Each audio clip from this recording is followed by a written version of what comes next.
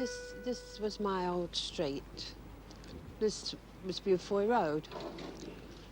People were born here, lived here, got married from here, brought their own families up again here. Nobody was very happy about moving when we knew we had to go. We had no option, no choice. We were just told it was a compulsory purchase order.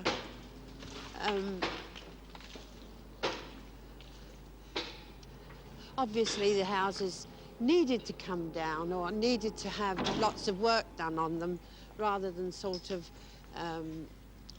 pull them down completely and destroy the whole community that we had around us.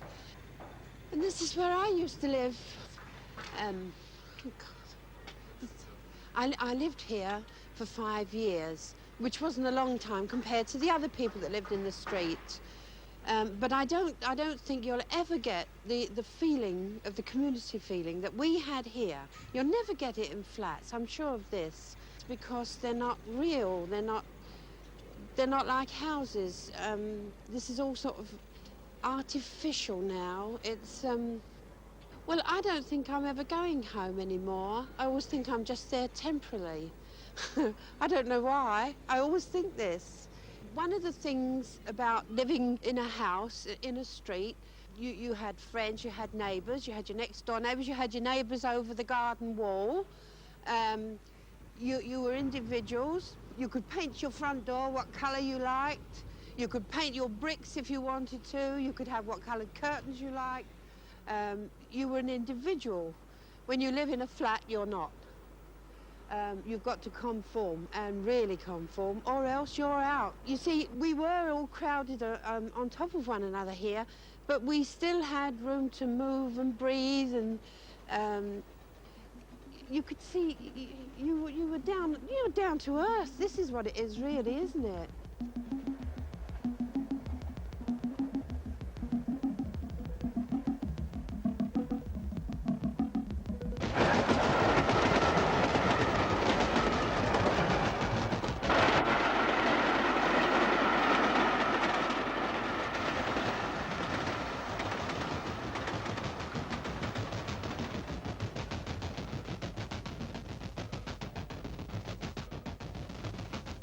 This is a council estate in London, between Battersea Park Road and the railway, built by Wandsworth Borough Council.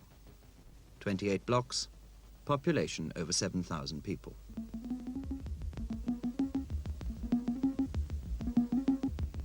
This is 20th century man. This is his natural habitat. Today, no more people live here than when all this was slums. The new shapes look tidy and well disposed, but it's the people inside them who have to call them a home, who have to find a sense of belonging.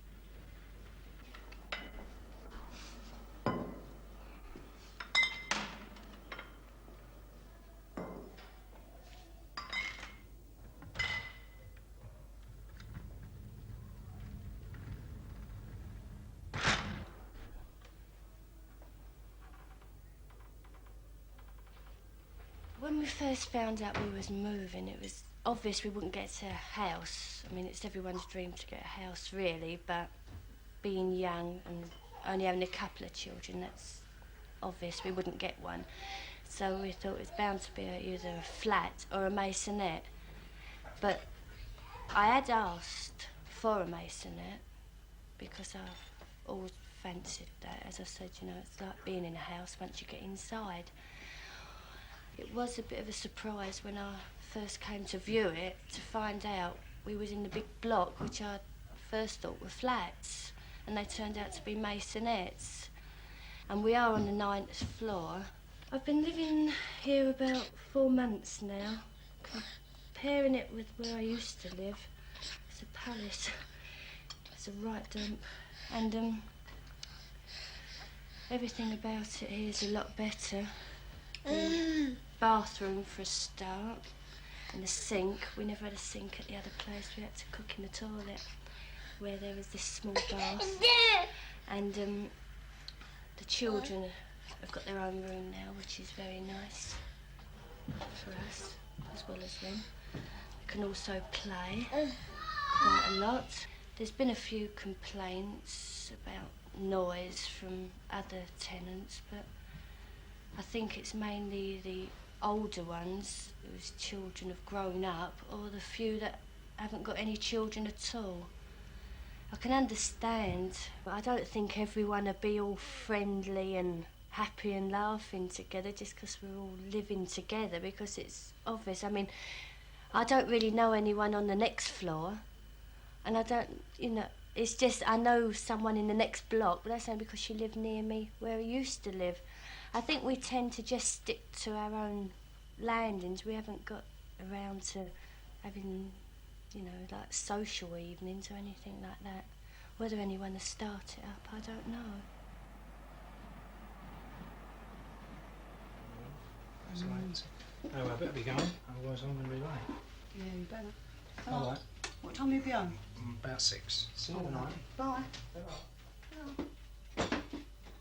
Been living in J Court now for 3 years. I don't like it. It's very secluded. Once you're in, you're in. The kids are not happy. I'm not happy.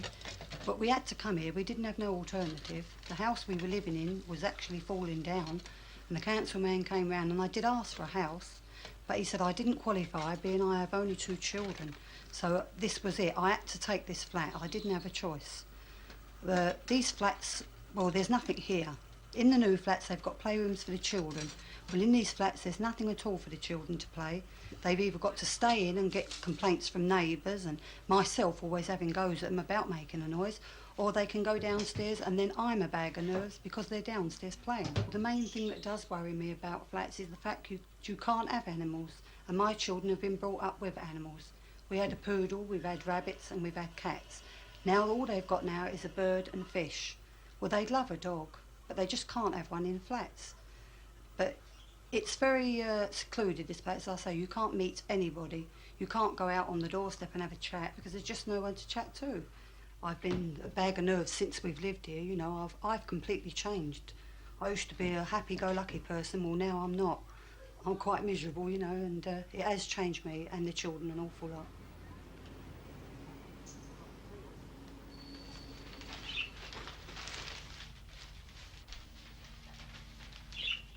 We've been living in this flat for 14 years, just over 14 years.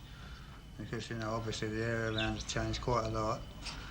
And I've changed quite a bit inside the flat. There are some things in the flat that I can't change, but I'd like to change. But the council won't allow us to do this. Every flat they built is the same. And I don't like sameness. I don't like to be exactly the same as my neighbour. So I think to have a home that's different, to fetch your children up in, you've got to make changes. I like to be a little bit different from the chap next door, You can't alter the place structurally, but at least you can alter some of the things inside. And that is why, I made the fireplace there, the wooden fireplace, to replace the original one. Which, if you saw the old fireplace behind it, it's rather the same in every flat, and it's rather like a gent's toilet. And I didn't like this a bit, but I made this myself as an alteration. But it isn't fixed. It is only a temporary, standing there, and it's stands up on its own steam.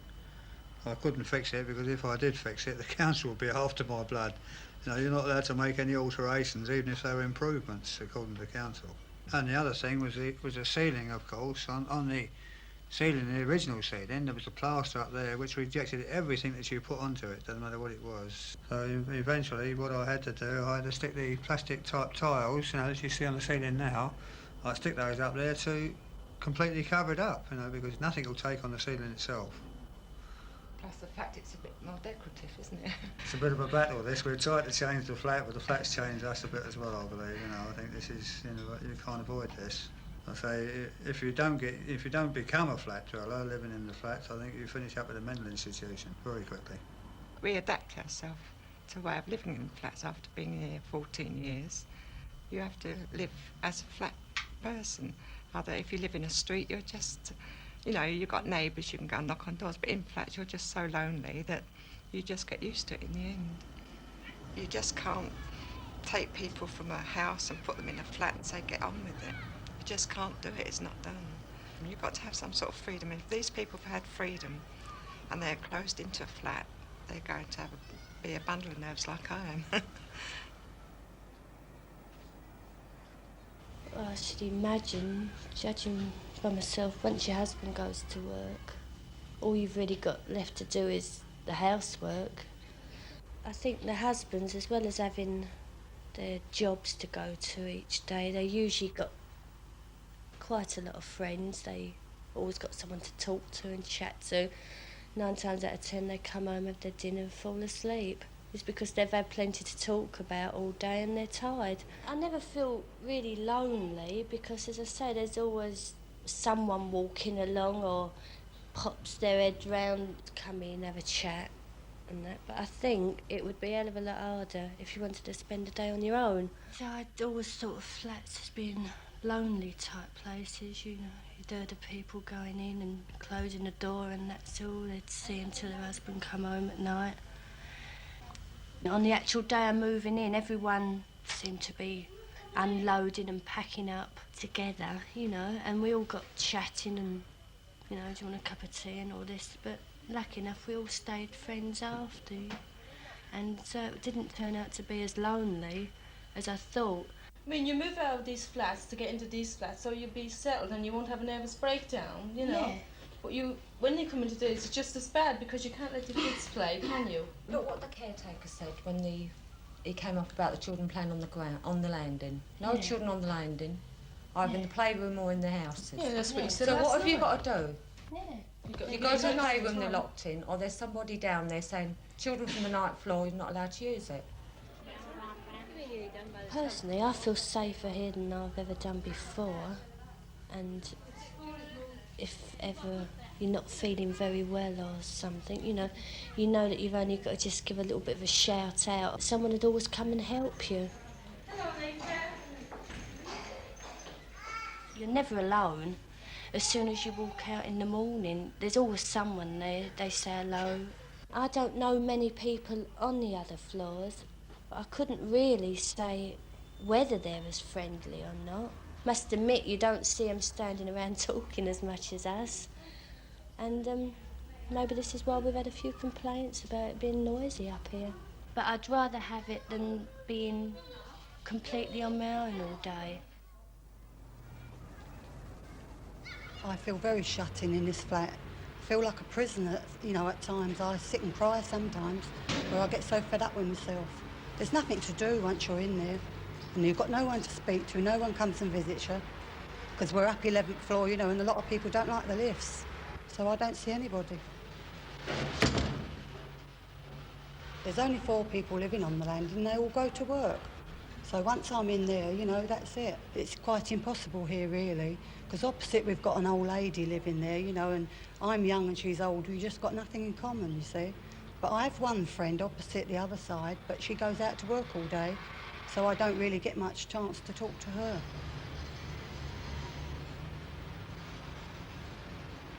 People that suffer the most for the lack of facilities on the estate are obviously the children and the old people.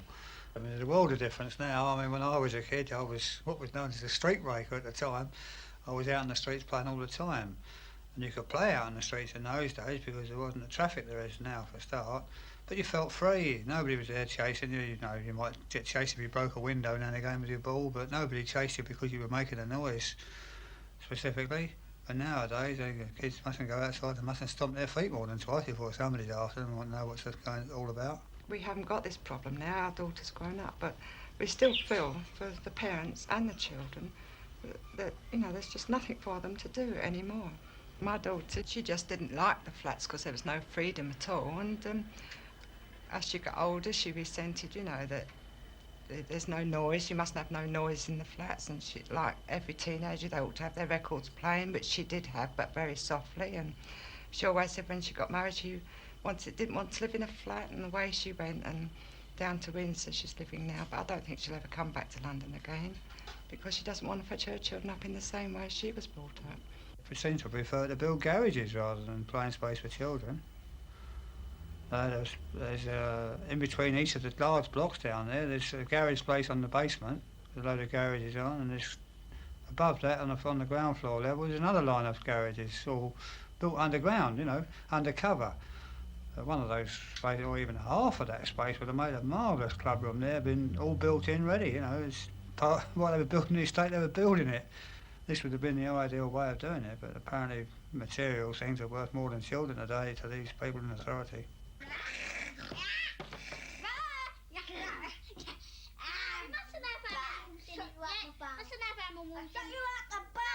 We can blow your thing up with this, look, because it can turn around and it can go.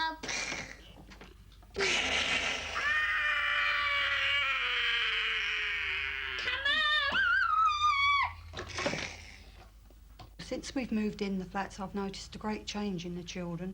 They seem to have got a lot quieter, you know. Where we used to live in the, well, we had an old house, you know, with a yard, where the children was out there all day playing. But now I can't even get them to go out there, you know. I think they're a bit frightened to go down in the lifts, or when they are downstairs playing, which we've got a small play park, well, the wall's so low that if they get up, you know, they can fall over. And my boys are very interested in football, but they're not allowed to play football, you know, in the play park. So what they do, they go through a hole in the fence because the door's always locked, and one keeps an eye out for the caretaker. You're always worried what they will get up to. You know, they can be led astray very easily, little children. If they're told to do something, they just go and do it. I am worried about that, but I'm worried about everything where flats are concerned. Everything, the fact you cannot get down to them if anything does happen to them. And if someone did get hold of them, the time you've got down there, the damage is done.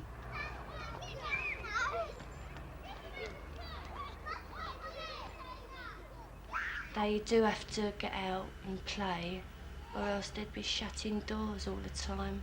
It's obvious they haven't got a garden here, but they do cater for them with the playrooms. There's not one to every floor, but you can share it through the fire escape, which is quite good if they can get down to them. They keep locking the doors now and again. But they're not allowed to take balls down because of the window and that. They think that'd be a bit too much. Well, when they're playing indoors in the flat, they have to play quiet games because, well, you get complaints all the time. They've got to play over soldiers or cars. They're not allowed to jump. Staying in the flat, there's just nothing for him to do, really. He has a new carpentry set and he's never even played with it yet. Because the day he did play with it, we had the council come down and complain about the noise.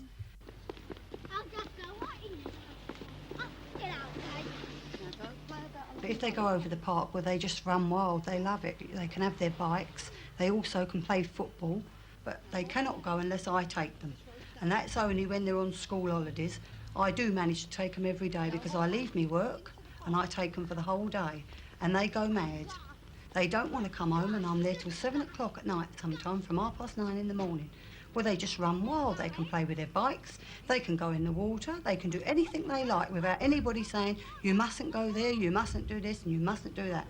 They're free, and they feel free, and they really do enjoy themselves.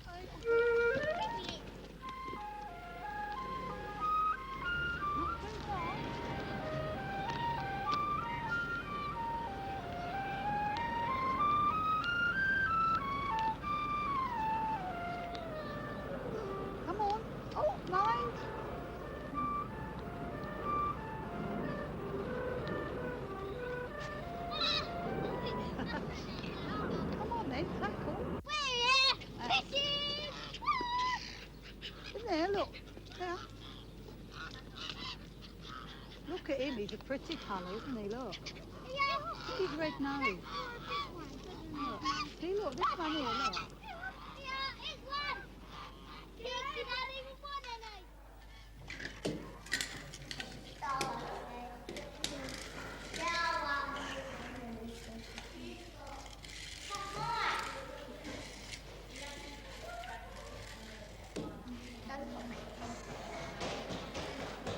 don't think children should play in corridors. They should have somewhere to play. But, here, they haven't got anywhere to play at all. They shouldn't play in the corridor because it's tormenting. I mean, when you've been at work all day and you come home, you don't want kids outside the door screaming and shouting and playing football outside the door, and you're forever laughing going out and say, why don't you go up the other end of the corridor? Why don't you go out and play outside your own door? Which I don't think it's right. They shouldn't play out in the corridor.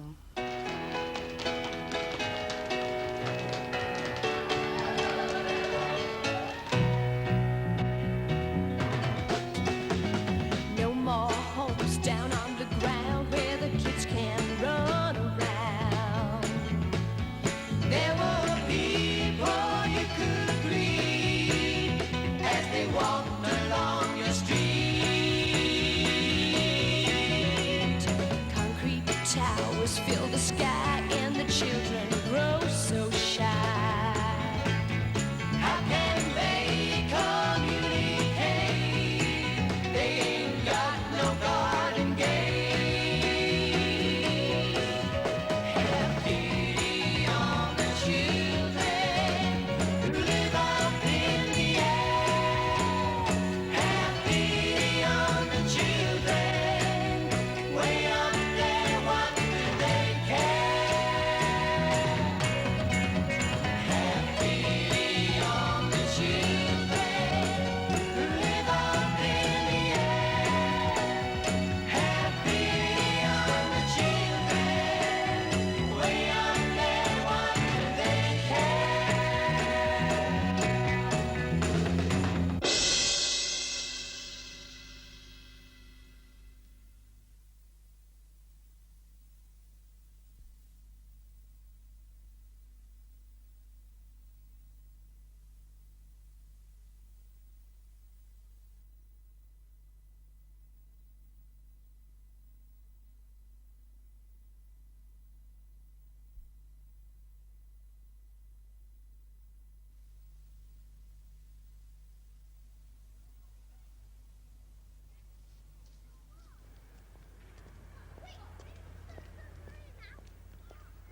As soon as I get up, I usually put the kettle on for a cup of tea as first, and then I dodge round and do my little bit of work.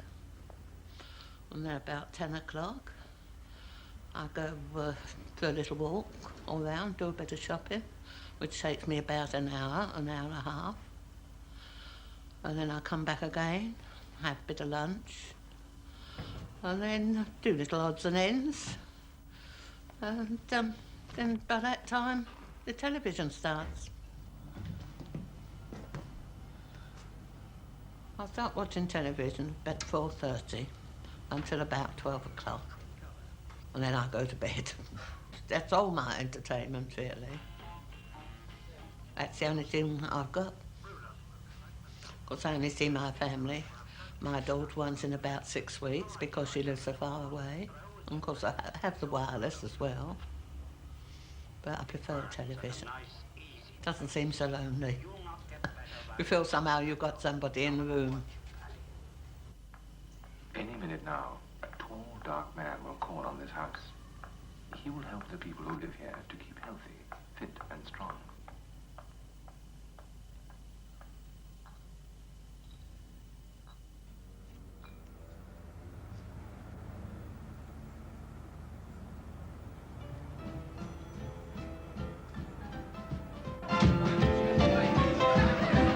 They're building flats where the houses used to be, where we once sleeping, now we are eating.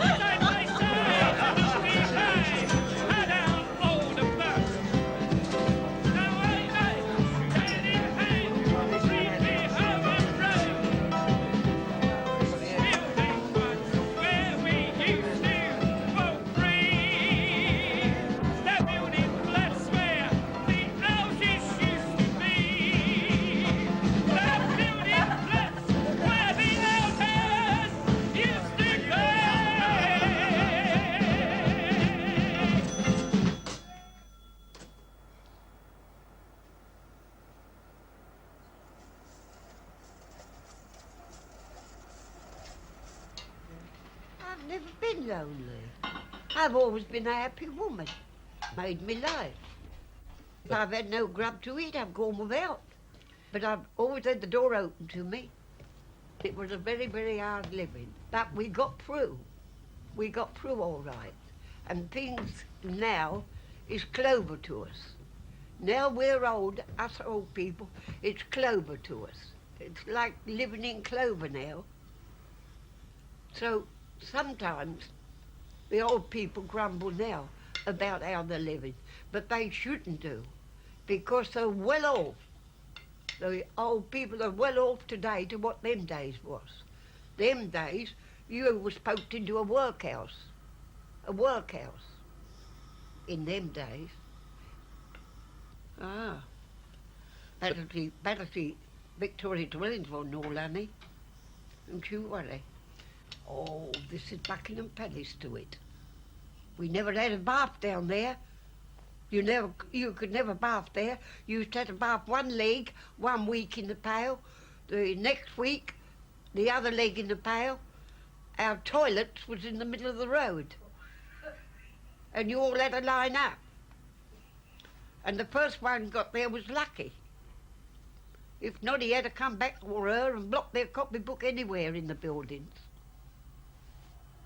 But this here, lovely bath every day. Here, you don't know where you are. That's why I'm getting such a good complexion since I've been here. Bath every day. I don't expect the old Queen so well off as what we are here with the nice flats. I don't expect she is. I expect she's got her quarters up there. Oh, yes. I'm contented. I'm never lonely. And you know, I get into trouble because I tell all the old people. They say to me, ain't you lonely? No, I said, pack that up. Lonely? I'm not lonely. It's just what you make it. You've got to make your own company, I said, and you've got to speak and not let your brain go to sleep and dance and get ready for the next world. Go up there when he's ready for you. He'll have you. Don't worry. I said, you're all gone to sleep since you've left Victoria dwellings. And so they have. All the people that come out of Victoria dwellings seem to have turned dopey. And they're old men too. Their old men won't speak to one another. If you look at them and speak to them, they go like this, like the horses go. Look, like the old horses used to go.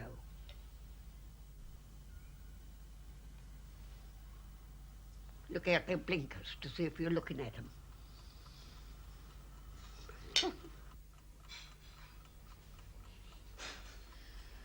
When I had the accident, I hurt my hip. I broke this hip, and this arm I ain't got properly right. I came home from hospital. I walked straight in on my 2 sticks. I sit down. The wondrous hole in the place.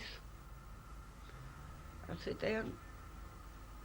I look round. There wasn't a neighbour come and knocked at the door and said, could I make you a cup of tea or give you a cup of tea?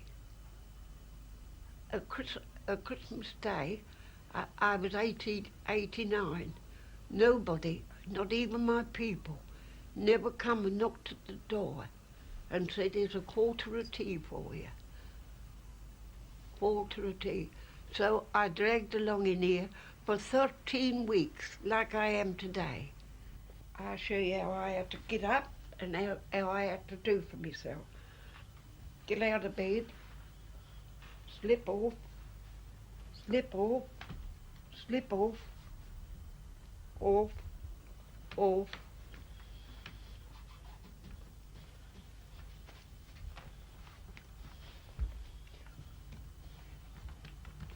All round the room, all out the passage, all round. Pull myself up with the chairs. Pull myself up, round, as far as I could get round. Here, round, round.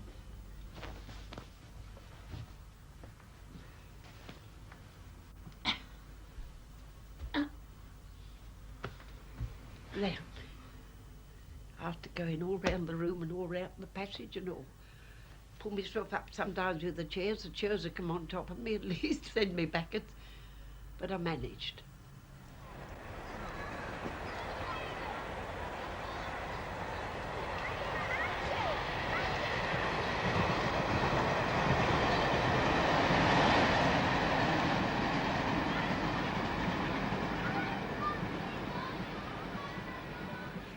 I don't think a community can prosper in these tall blocks of flats because they don't cater for it. It breeds anti-socialism because I like to keep myself to myself at the best of times. I mean, when I was living in a house, everybody you go by, you know them, so you said hello to them. But being now that I don't know them, I tend to get into the lift and I stand there and I don't say nothing. Press the button, get out and come in and close the door, and I don't see anybody else. All I see is my own family. I see people in the lift. They might live in the flats, I don't know. I don't talk to them because I don't know who they are. I've not seen them before. I might see one here and there and I sort of say hello. You get to know the people after a while. I've been here nearly 3 years now. And I mean, I'm on nodding acquaintance with about 4 people, I think. The people across the balcony, obviously, because they live here, but I don't know anybody's name. I know nobody upstairs. I know nobody downstairs. So I would say that flats don't breed communities. They breed individuals, and people are gradually becoming like little cells, and that is the trouble with things today. Living in flats does shape your life, or living anywhere does shape your life and your character in years to come. So that is one of the reasons I want to get into the country, because I want my children to grow up in a nice, happy atmosphere and a friendly community. Now, I've had it many a time. We've gone out to the mother-in-law's, stayed down here, we've gone out to the woods or just out a little bit further where there's farms, and we've been playing by the water, and up comes a person, I mean, and they say to you, good morning, how do you feel, and all that. So, I mean, you get the community there, whereas in London or in these flats, if you go down and you take your children anywhere, somebody comes up, you can't do that, you're not allowed to go there, get off the grass, what you're doing on the grass, you're not allowed to do anything like that. It's all rules and regulations. It does breed people to get more, well, violent as it is today, because, I mean, the new estate opened over there, and there's nothing for them to do here, people, or not so much people as children. And then when I say children, I mean boys and girls up to the age of 15, 16. They've got nothing, or they've got nothing at all over that age, but they went over them flats over there, and I was looking out and I could hear it smashing, and I thought it was milk bottles. And when I went down there, I went round, they'd smashed the complete lot of windows right the way along the new flats before they opened, and I think they'd done about £700 or £800 worth of damage. I don't think I'd give it these places 20 or 30 years before they become slums. I think I'd give it 2 or 3 years, the way they're going at the moment. For example, the sheds being broken into.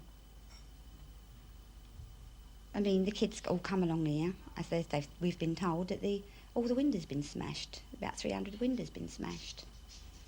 The sheds have all been broken into. But then again, I think it's for the teenagers, really.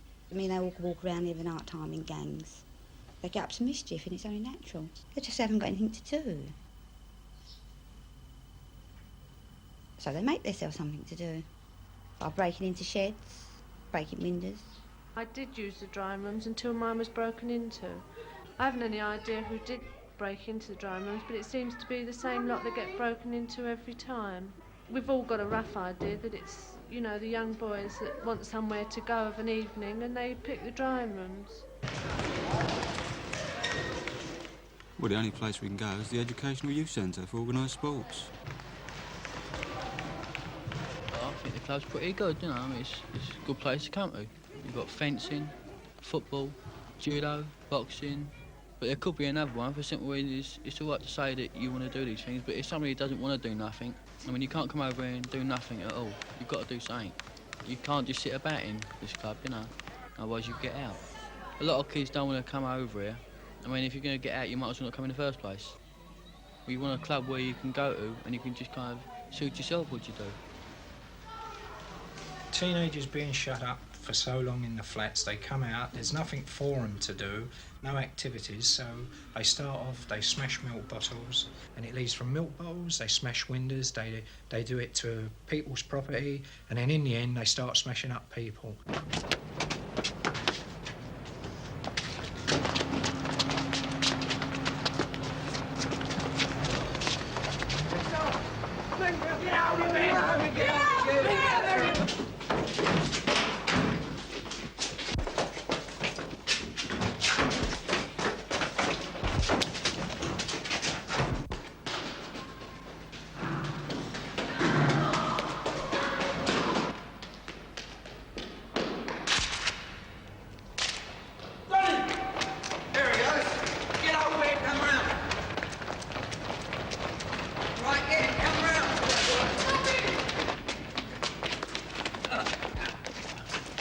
Yeah, I've been beaten up a couple of times.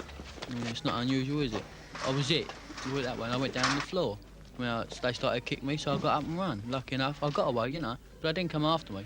I just done it for the fun.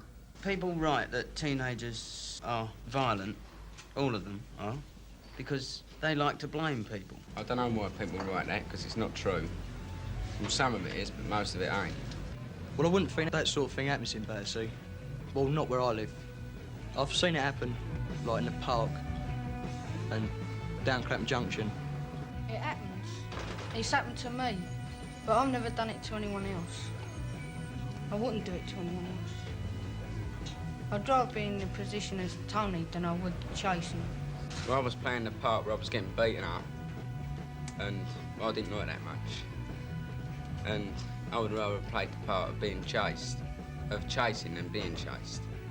I think it was wrong of you to film this sort of fight because it gives people the wrong impression entirely.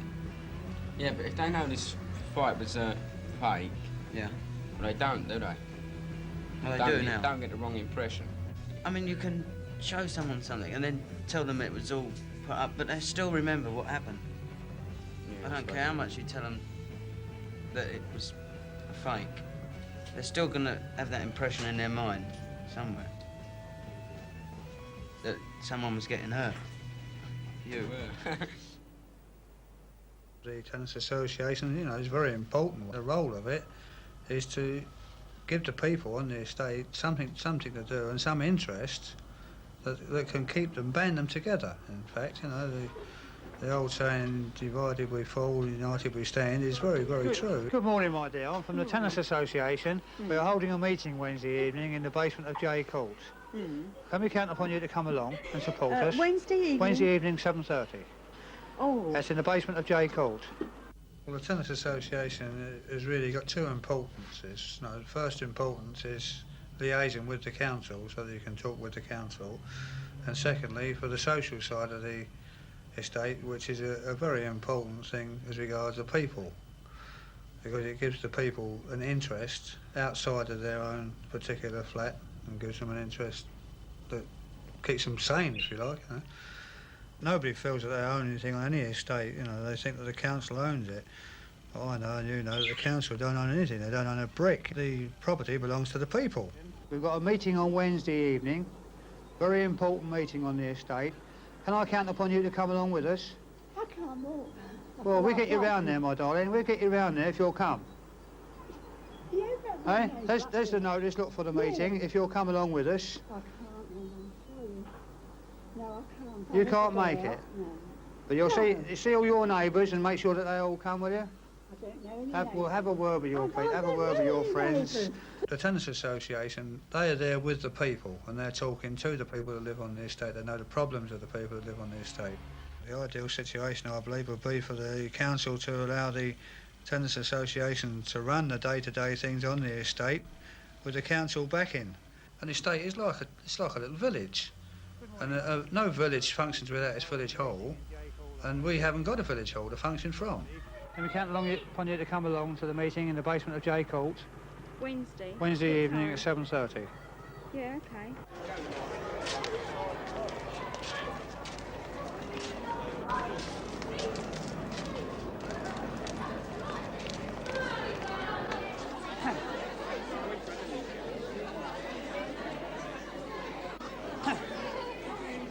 Right.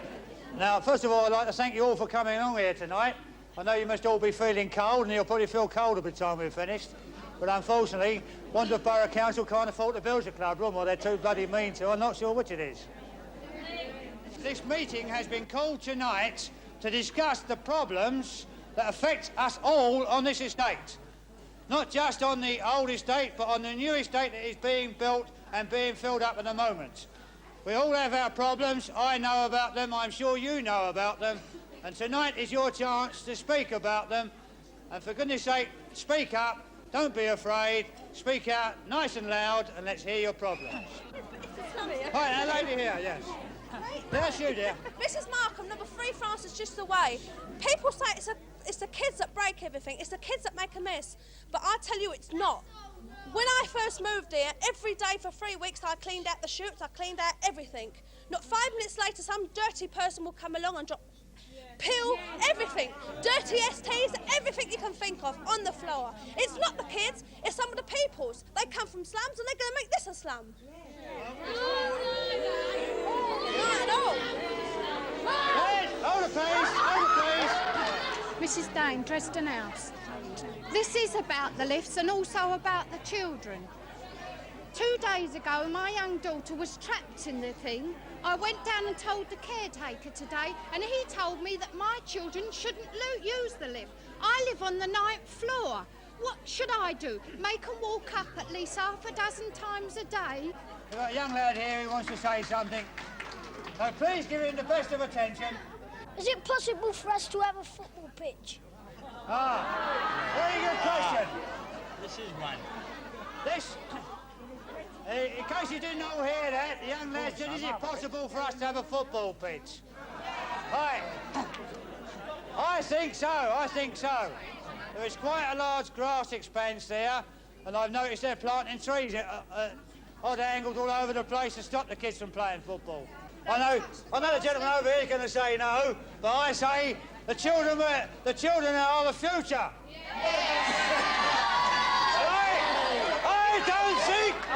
I don't think anybody should have the right to tell children that they mustn't play. Let's have a experiential control first. It starts indoors, the control of these. Look at them all out here this time of night. They should be home and in bed, doing their own work.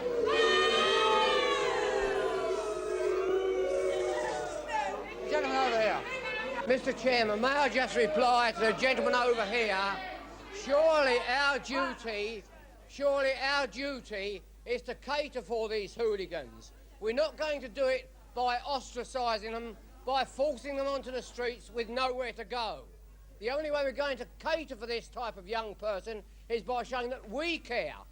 Their problems are our problems. We're not going to do it by putting them in a separate class. The only way to do it is somewhere to meet, somewhere for us to meet, to discuss with them their problems. It's not the kids that's been forming this, doing this damage on this new estate. It's in the main neglect of the workmen at the beginning. On top of that, how this new estate has been planned is damn ridiculous. There's more garages than what there is of flats. Why not build a clubroom in the garage where the garages are now then? I'm sure some of you would like to help. After the meeting is finished, stay behind. Let's have your names and addresses. We'll give you something to do. We can help.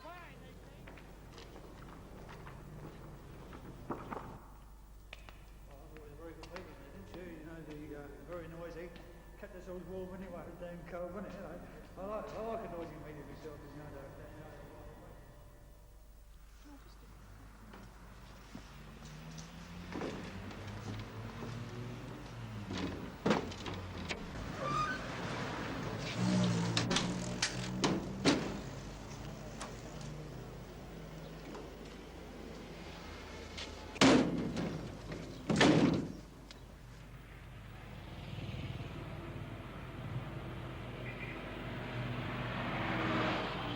Outside of the whole estate at the present moment looks new. But I think that in 2, 3, 4 years, I'm afraid it's going to look exactly like our street looked from the outside. It's gradually, even now, changing from when we first came in here.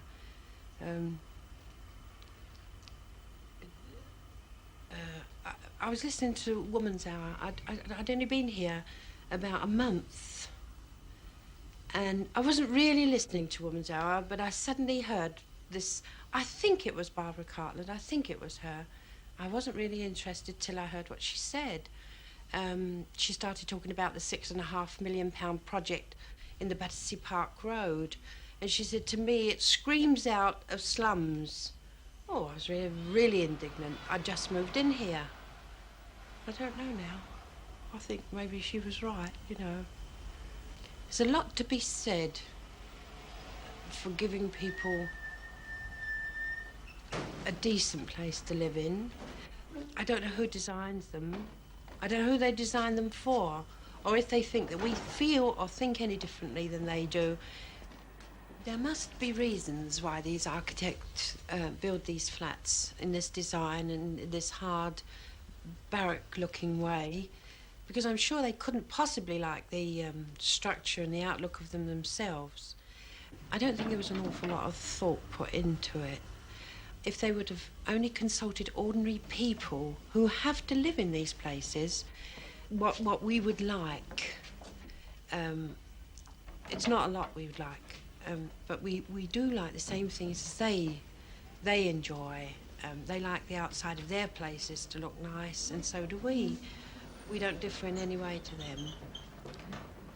Surely that in time somebody will learn to come and ask the ordinary people what they'd like and how they would like them.